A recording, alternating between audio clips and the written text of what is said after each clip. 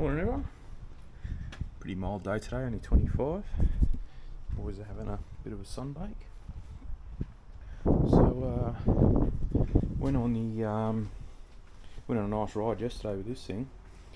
Did about 55ish k's, something like that. But I bloody scratched it as it was on the bike rack.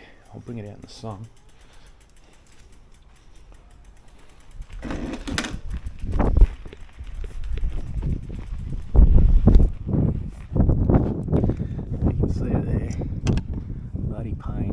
Always scratch it when you put it on the bike rack, the gooseneck thing. So what I'll show you in a minute, but that one's gone right down to metal and this one's just chipped the clear off.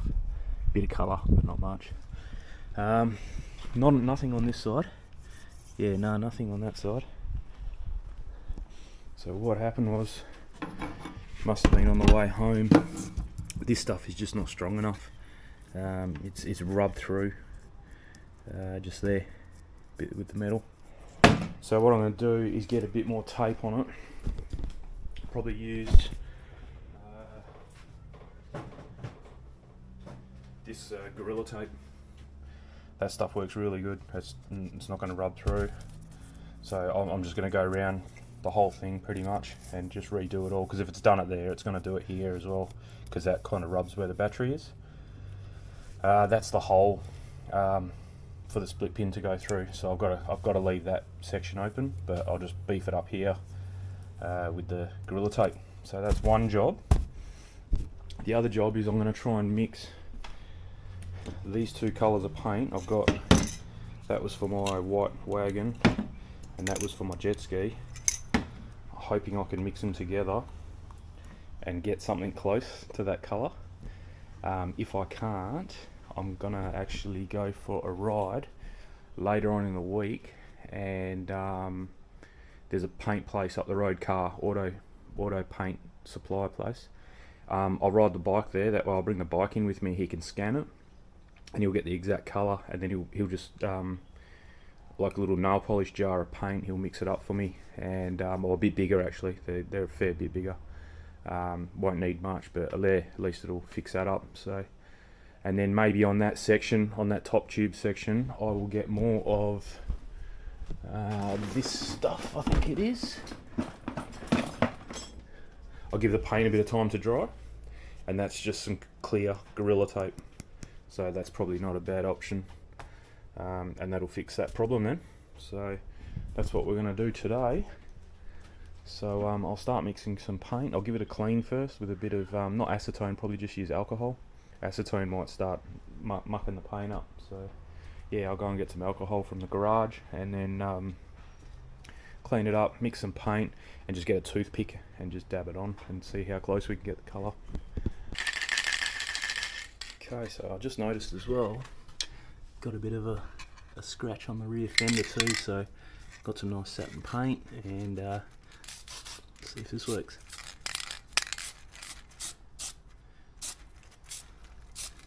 That's it. That's all it needs. Just to blend it in. So I rolled over the edges of the masking tape. You'll see when I take it off, and that way it doesn't leave a distinct mark. I'm hoping this was because when I made that coffee table, I had some nice black paint, and it turned out exactly like that. Oh, it was this one. Okay, that's the one. So I'll just wait for that to dry and then I'll put a coat of that over. Yeah, that's the one that'll come exactly like that. I think that was a bit shiny, that one. We'll see what happens when it dries, but I'll give it another coat anyway with that one. So got that masked up, ready to go. So I'll just mix these and spray a little bit of both and try and mix and match and try and get the same colour as that. Okay, that was really fluky. 2 sprays of blue, 1 spray of white, and a little bit of black, maybe equivalent of 1 spray of black, and it's come up. It's the one on the right there. Come up absolutely bang on, so I'll give it a shot. Oh, you wouldn't even know the difference.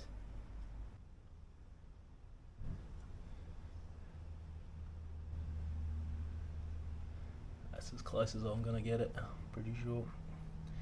Not bad at all. I'm just gonna leave it a bit high and then not sand it. I won't sand it back, but I'll definitely polish it.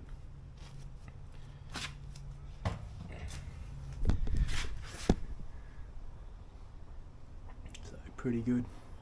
So that was the first try, that was the second try, and then that was the third one. And yeah, pretty good. I'll take that masking tape off now.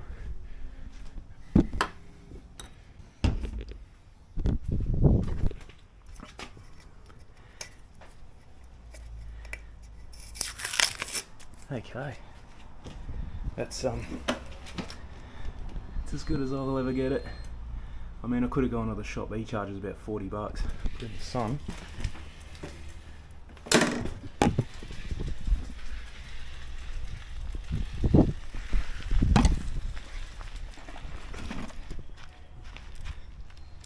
So you can definitely see it. It doesn't have the same shine just yet, but I've got to polish it. So, but the colour's pretty good. Probably, I think it looks a bit worse on camera than what it is in real life. But yeah, once we polish it,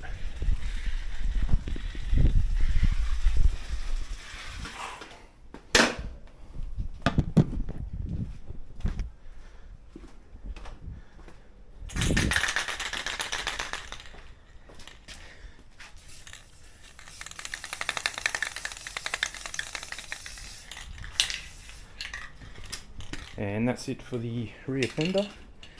We'll unmask that before it dries.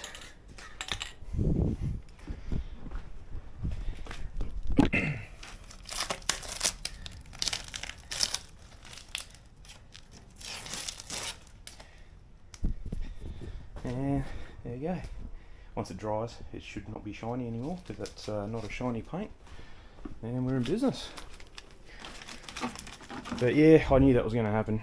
I don't believe I always end up scratching things, so whatever.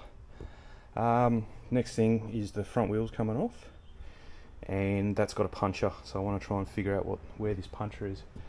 And I don't know why it's got a puncher, because it's got the Tannis liners in it. But got to my mate's place yesterday, tired 7 psi in it, and only pumped it up on Monday, so 6 days, and it was all over. So that's the next thing on the cards. Okay, so it's definitely dried a little bit lighter, but that's okay. I'm gonna polish it back. I've got a little polisher that'll go pretty good for that. And then I've beefed this up with tape as well, so that normally, so this little chip here was caused by this bit coming down, and I wasn't paying attention and it chipped it, so I've got a little bit of a rubber plastic protector thing. So now it'll go like that, and then it's all nicely padded, and I've doubled up the padding on this side and this side up the top end there, so that should be fine now. Still haven't got the front tyre off, so like I said, I don't like working on the floor. I have got this thing that clamps around here, but that paint's wet, so I'm not going to do that. Plus the bike's too heavy just to hang. It's fallen off once before and it's not going to happen again. And I haven't got my winch. I bought an electric winch to go on the roof of this somehow and lift the bike up for that clamp to clamp it, but the winch takes the weight of the bike. The clamp is just there to stop it from spinning. I haven't got that yet, so and even when I do get the winch, it's not something that's going to happen overnight. So yeah, I'm just going to kind of work on the floor for a little bit, but lucky it's the front tyre. The front tyre is a lot easier than the rear. If it was the rear, I wouldn't even touch it. I'll just pump it up every time I go for a ride. So yeah, I might actually just leave it, because that is still got, this is over 24 hours. So I might just leave it until I get this winch. Yeah, I'm in two minds. Don't know. Leave it with me, and if the next clip there's no front wheel on the bike, then you know which way I'll lean towards. Morning everyone. Bit of a cloudy day. Alfie, what have you done? Why have you got a leaf on your head, mate? And how did you do that? Yeah, bit of a cloudy day. Was going to take the Tirana out for a drive, just went to start it and she won't start. So Don't know what's going on there. I thought I'd, because it's not too hot and there's no aircon in that car, so thought I'd go, but yeah, it had other plans. So I ended up changing the tube, so that's got the big chunky tubeless tyre in it now. So that's good to go. Hasn't lost any pressure over about 4 days. It's been about 4 days since I did the touch up here as well. Haven't touched the back tyre, but that holds air really well. So I'm going to leave it. I'm not going to touch that one. That's a bit more effort to do because you got to take the whole chain off and everything. I'll probably end up doing that. I want to take the chain off soon to give it a re-wax and clean everything up. So when that happens, then I'll do that and put the thorn-proof tyre in that and see how long I go without a puncher. Give it 6 months or I don't know, 1,000 Ks. If I don't get any puncher, I ended up putting. I think I left it out thinking I was going to do the back tyre. That's what I've got in there. Never used it before, so not sure. That bottle does 2 tyres, 125 mils in each tyre. You can see the little mark just there. So that's what I've done. 125 in the front. When the back comes out, I'll do that. So the guy at the bike shop said they had a heat there, and he reckons that was a good one. Never has dramas with it. So yeah, that can stay in there now. And go back up here. So yeah, I've just got all my polishing stuff out, so it's a bit overkill, but that's what I used to use when I was doing cars. So I used to have a Rupes, I think it was a 15mm throw one, and 5-inch, not a 6-inch. Whatever the biggest one is, I had the one down from that. That lasted all of about maybe 10 cars, and then it just wouldn't work anymore. I couldn't be bothered. I'm not buying expensive stuff like that anymore. Ended up getting this one, which is the equivalent. I think it's a 15mm throw, or might even be more. I'm not sure. 15mm it is too. Yep. On special for $90 or $80, and I reckon it's got more power and does a quicker job than the Rupes one. And I'm using all the exact same pads I was using on the Rupes, and same polish as well. The only thing I've changed is the actual machine, and that thing goes really, really well. 2 of my mates have bought them as well after I bought this one, and they love it. And that's done probably more work than the Rupes did before it broke. Then I've got a little 3-inch, so that's a 5-inch. I've got a little Shine Mate, I think it is, yeah, Shine Mate 3-inch one down there, and then I've got this little thing. It's like a little electric toothbrush, but so it's got a 1.2-inch back plate and a 2-inch back plate. So 30mm and a 50mm. So I've got 30mm on there at the moment. They're all the 30mm sponges, and then these are all the 50mm sponges. And there's a couple extra ones in there. So that's not a bad kit. A little bit pricey for a no-name. I think it was about $300 SPTA from AliExpress. But it's got a bit of heft to it. It's really well built, and I've used it a fair bit and never had a drama. I've done all the rims on my cars with it, on the Torana, sorry, because it's aluminium, and came up Mickey Mouse. So, and then this is just some of the other stuff I've got. Nothing really. I don't really use it anymore. I just use a couple things from down there, and then I've got one of those acetone. You put acetone in like a heated travel 12-volt heated travel mug, and then the vapor comes out, and you do your headlights. So you sand them all back, and then you do it with that, and it comes out brand new. So yeah, that worked out well. So I'm going to go this medium cut polish. It's a 400 polish, so I'm going to try that and then see how that goes on this paint out here. So it doesn't look too bad. I'm pretty happy with the colour match for my first go. It just needs a shine on it, and it'll probably blend in even better then. So I'll try that and see how that goes.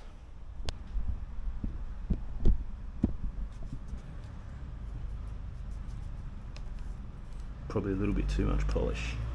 Oh, so there we go. I'll just start off slow. Work it into the pad.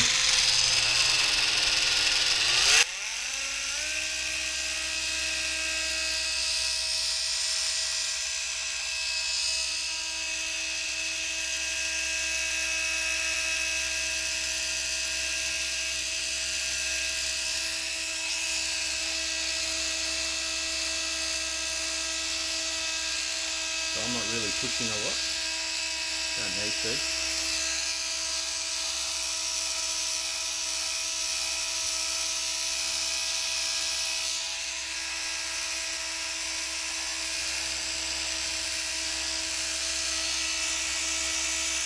You got to be a bit careful because you're working on an edge as well.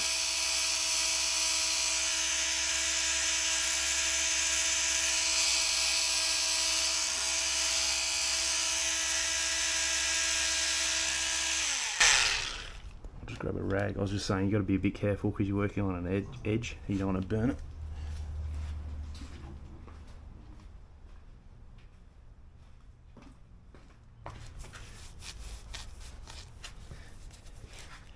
That's better.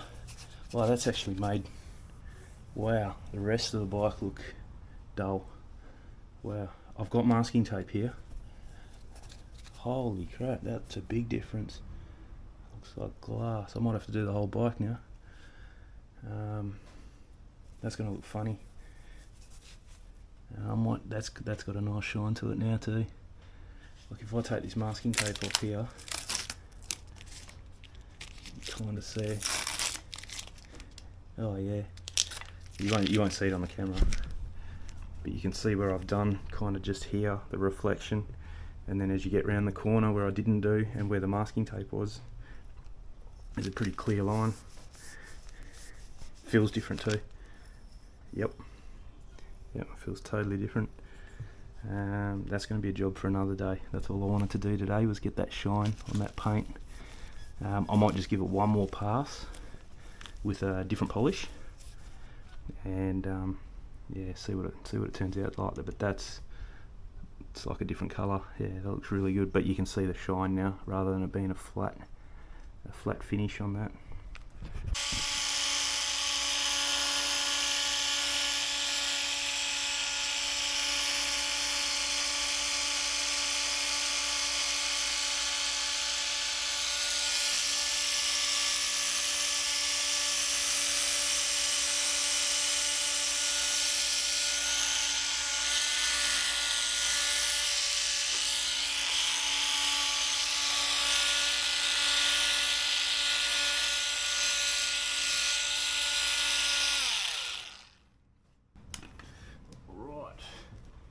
I ended up just doing a bit here because I put a bit too much polish on.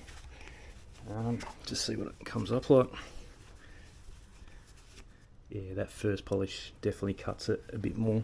So the polish I just used now was a Scholl S20. So it's a diminishing abrasive. So it's kind of like a all-in-one if your paint's not too bad. Like I wouldn't go using it if your paint's faded or heavily scratched. It's not going to do much. It's more, and the paint on this bike, I'm pretty sure that looks really good now.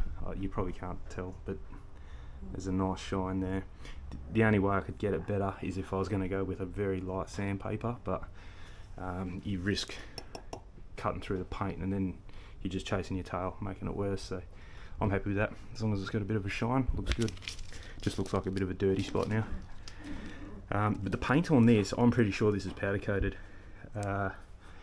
It's way too thick, way too hard to be just normal car paint.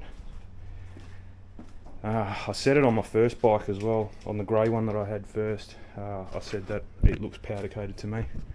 You can tell by the ripples in the paint. They're not really ripply like orange peel, like paint. It's more of a powder. I've got a powder coating machine and it comes out the same. What have I powder coated? This stuff's probably powder coated. I didn't do it, but I'm just trying to think what I've done. I don't. Is anything in here that I've actually powder coated? But the finish it leaves, it's not like a really. It's just different. You can tell if you know what you're looking at. So yeah, I'm happy with that. So yeah, what I was saying with this one, that's probably my favourite polish. I've had that for years too. I'd say a good 7-8 years I've had that, and I'm probably down to here. And I've done, that's not just my car, that's when I used to do other people's cars as well. And that works really well, that stuff. If it's heavily scratched, I did my mate's Mercedes wagon and tried using that, and that wouldn't even touch it. For some reason, the paint on Mercs is really, really very hardy. So I had to use that, and then I had to go to that, which is step 2, and then step 3 super finish. So that's the only thing. This Menzerna brand is like you can't buy it from everywhere, and it's more of a panel shop professional polish. So that stuff's really good. I used to have, I think I had one in between, medium cut. I think I had a heavy cut. Oh, hang on. That's a 3-in-1 as well. So that's a diminishing abrasive. That works really good if you got light swirls. It's a bit more abrasive than this one, but this one finishes really well. So I normally do the medium cut. If the paint's really bad on a car, do the medium cut first and then go with the shoal one step. If the paint's, and it also depends on the car, like if you're just doing a family wagon kind of thing, this will do everything and you've only got to do it once. You're not really too worried about the finish, like the tiny swirls, the last 20%. If you're doing like a nice car like my Tirana or something that's probably not swirled up to begin with, and you want to finish it really good, then the shoal's probably the best one. Otherwise you can use those Menzernas, but you got to do 2-3 steps, whereas these things, I think it's got bigger abrasives, and then as they heat up they break down and then they finish really nice. So you still get the cutting action when they're cold and new, but after they've heated up a bit they break down and then finish really good. So, but no, that was good for a little quick job. That's really nice. That feels totally different. Yeah, you can actually hear it there, and then there, nothing, and then there. That's where I polished. Didn't do there. Did there. Didn't do there. So yeah, you can hear it definitely. So one day when I'm really bored in winter, when it's raining, I might just do the whole bike. That'll come up really good. So anyway, that's ready to go now, so don't have to touch that anymore. The gravel bike, I've got to move the seat back. I still haven't done it. Yeah, just got to. I'm a little bit too squashed up in this from handlebars to seat. So it's either I can move the handlebars forward, but if I move them forward, they're going to go down on this radius. So I want to try and do it all in the seat if I can, because I like them up high like that. Looks pretty good. Feels very good. But anyway, that's it for the bike. Hopefully we don't scratch it again. And yeah, I'm trying to think of what else. Like I said, I was going to go for a drive in the Tirana, but that doesn't want to start for whatever reason. I don't know what's going on there. I'll have to go through, check all the fuses, and it's definitely getting fuel because you can see it squirting in when it primes it. So fuel's good. I've got the battery on charge because I haven't had it on charge for about 2 months, so it's down to like 9 volt cranking. So that might be why it's not starting. It's just not getting enough voltage to actually start. It's cranking over, but it might not have enough for the computer to say, yeah, better start. So I'll put it on charge for a bit. I'll try it again later, a couple of hours. Yeah, but other than that, that's all I can think of. I've just got to go through, check some fuses, because that's the only other thing it's going to be really is electricity. If fuel's good, the battery level will be good in a couple of hours, so then I'll just go through, just check a couple of fuses to the MSD box and go from there. But anyway, it's starting to get a bit warm, so I think I'll it's not warm, it's just humid. These past few days have been really bad, so yeah, I think we'll call it Alfie. Yeah, I think we'll call it. That bench is coming soon.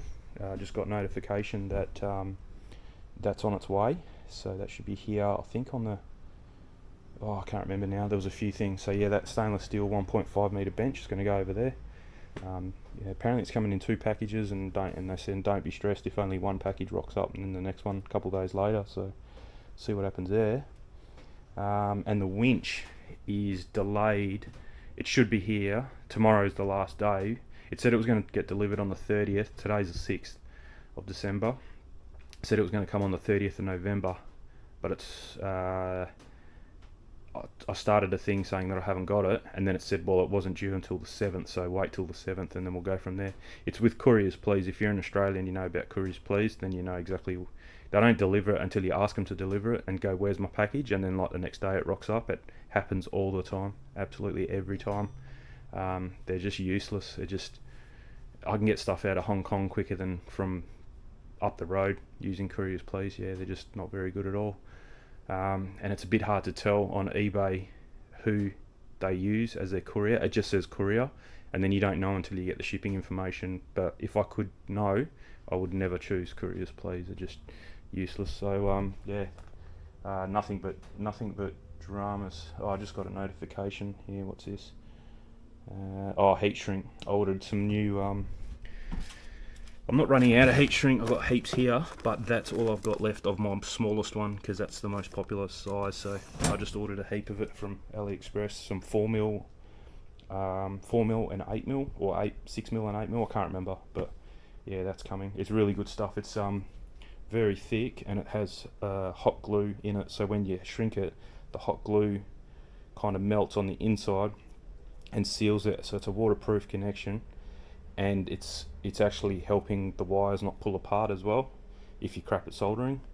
If you're good at soldering, you don't need that, but yeah, if you're not the best solderer, then the joint won't come apart because you got the glue in the heat shrink holding the wires together. It works really well. And it's a 4-to-1 shrink as well, so what if you get 16mm unshrunken heat shrink, it'll shrink down to 4mm. And it goes really tight. It's nice. Best heat shrink I've ever used, and it's by far the cheapest. I can't even remember how much, but I bought meters of this stuff for like $4, $5. It's nothing. If you go to Jaycar, they want to sell you like a 1 meter thing's like $18 or something. It's just ridiculous. So yeah, and it's not even the 4-to-1 shrink stuff. So yeah, that winch. I forgot to say that winch is to lift my bike up because it's too heavy for that thing I've got up there. The other bike, no worries, but yeah, this one, and that's when when I get this winch system hooked up, that's probably when I'll do the chain and the rear tyre and all that stuff. But I'm in two minds whether to leave that rear tyre because that doesn't lose any air. It's got a Tannis liner in it. The only thing I've noticed is it's a bit more power hungry on the battery. This is the tube I've got in it. Well, this is the setup here. So it's this really thin TPU tube. This is out of the front, and you can actually tell it wasn't sitting properly, so that's half the reason I kind of want to take him out. You can see that there, it's been all, because this Tannis thing just takes up so much room in the tyre. There's just not a lot of room for a tube. You can't put a generic rubber tube in there. I couldn't fit one in, so I'm lucky I had these, otherwise I wouldn't be able to use these. Otherwise you need a really thick tyre, like a thicker tyre, so you got more room between the rim and the back of this to fit the tube in. But you're seeing there's just not really a lot of room, and it doesn't allow this to fully inflate properly, so it's all creased up, and I think that's why this is leaking. I put it in water, couldn't find a leak, so I don't know what's going on, and I've pumped it up a little bit and it doesn't feel like it's lost any air, so it's a good spare. I definitely carry it in the back there. I mean, that's what I've got in this one, and you can see they just take up no room. They're really cool, so definitely I'd use them as a spare, get you out of the shit kind of thing, and they take up no room in your bag. But I don't know if I'd run them. When I first put them in, I said that I just don't trust it. They're just not thick enough, but I didn't even think they'd last that long, and they did. If you could buy really good ones, because I think this bit here is a bit crap. You can see it's just all on an angle, and the valve's not very good. It's just cheap valve, cheap thing that they've done here. Yeah, so if someone better could make them with a more, double the thickness, it's not going to take that much.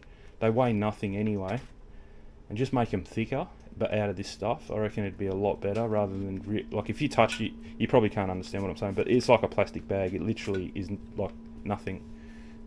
Yeah, I'd make them a bit thicker just so they feel a bit nicer in the hand. But yeah, so the current setup now is this. It's got this tube and a Tannis liner in the back, and then it's just got a big Thornproof. This is one tube here.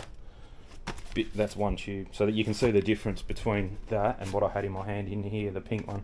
So imagine trying to stuff that into your bag. So that's what I mean. I reckon run with these with the flat out stuff in it, and then if you really like destroy a tyre with glass or something, then at least you've got that little one that takes up no room just to get you home, and then go and buy another one of these with milk in it. But that's what I'm going to do, I think. So yeah, and I reckon going back to that with milk and not this Tannis, I'm going to sell these Tannises, I think. It knocks a good 15% off your total battery, 15 to 20% I reckon off your total battery usage. It really makes a big difference. And because I've only changed the front and the rear wheel is what takes all the weight. So me changing the front, I don't think I've changed that. I think it's still going to have the 15% battery draw on it. That's it's just an inefficient setup with this this foam thing, and like that's what I had in the front, and I got a flat. But like I said, I think it's leaking from this dodgy valve here somewhere. I can't see any bubbles.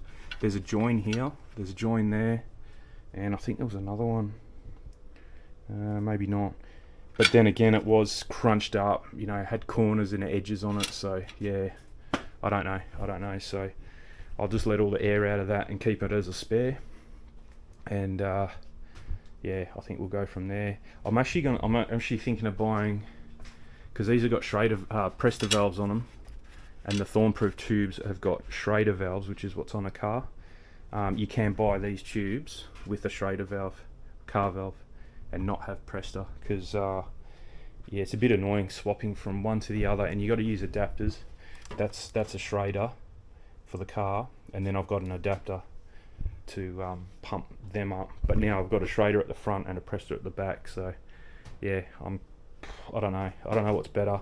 I mean, Presta's better for holding pressure, but none of my stuff is like 100 psi tires anyway. These only go to 50 and they only go to 40, so I don't need to have Presta. So I think that's the next on the cards is just get away from this Presta stuff. I've got these tubes now, that's the only thing, and you know, they're $30, $40 for a pair, so I don't want to just throw them out because I got the wrong valve on them. So it doesn't matter, we'll figure something out. I've got a heap. I think I've got 5 of those Schrader to Presta converters. They're only little brass things coming, so I'll just put, like I said, one in every bike, forget about it. And then if you're ever in the put and you don't have the right thing, then at least it's in the bike. At least you can go to like a service station, screw on your adapter and use their pumper upper. So yeah, get you out of the trouble that way. But yeah, I mean, that's all I can say. I think that bike's good. Apart from moving the seat back a little bit, she's good. That's ready to go. Probably just have to pump the tyres up a bit, and that's it. So I don't know. We may be taking them out on the weekend, not sure. Oh no, my mate's, yeah, that's right. He's cracked his here when he came off it. This thing cracked and it's not turning on or off. I think it must have the wires. I don't know what's wrong with it. He must have bumped it pretty hard. So that's going to happen at a later date. But yeah, I'll just clean all this up and I think we'll call it for the day. Cheers for watching and catch us later.